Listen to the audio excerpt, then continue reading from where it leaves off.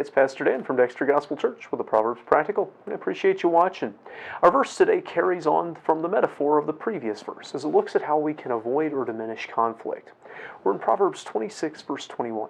Proverbs 26:21 says, "As coals are to burning coals and wood to fire, so is a contentious man to kindle strife." So Solomon kind of continues the metaphor from that previous verse. If you've been around a campfire much, you know that when you kick the coals apart, since they can't share each other's heat, they eventually go out. Likewise, if you don't put wood on the fire, eventually it goes out. The last verse told us that one kind of person was like wood on the fire. It keeps it going. That is the gossip, the talebearer, the one who whispers about others.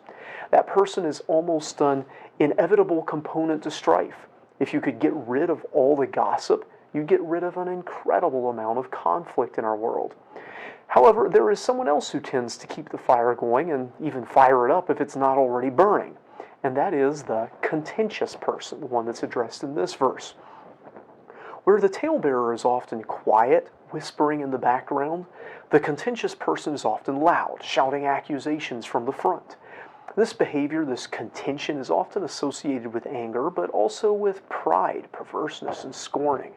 This is the brawler, the arguer, the person who just has to have their own way or always prove that they are right or point out every flaw or error or problem with somebody else. This is the opposite of the peacemaker. When the peacemaker enters the scene, there's likely to be less conflict. When the contentious person enters the scene, there's likely to be more conflict. Well, what can we take from this, though? First, don't be at the heart of fighting and trouble. There are very few arguments and fights that we actually really have to have.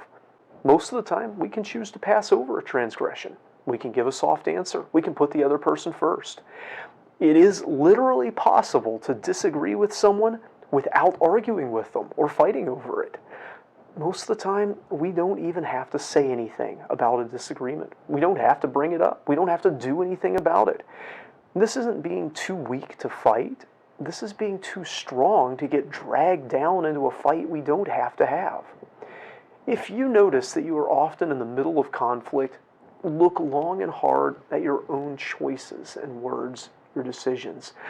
Because if the common factor in all those fights is you, it's possible you're the contentious person.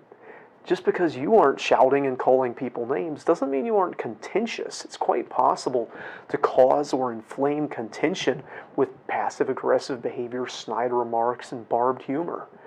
Also, we got to remember that just because we're right doesn't mean we have to fight. Being right, is no substitute for doing right. And most of the time, choosing not to fight is doing right.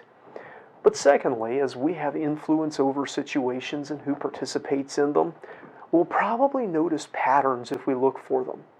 We'll see that there are particular people who are more likely to be involved in conflict. And if you can cut them out or diminish their voice, everything will be more peaceful and productive. You may not have the authority or the means to do this all the time, but when you do, it'll make things better for everyone involved and concerned. Most conflict, honestly, just isn't necessary. And it could go out as easily as a campfire if people would just stop piling wood on it, kick the coals apart instead of heaping them together. If you can get rid of gossips and fighters, most contention would end, and a lot of it would never even start. I hope this video is a help to you. If so, give it a like, and if you haven't already, subscribe to our channel for more content from the Scriptures. Until next time, I hope you stay well and help prevent contention.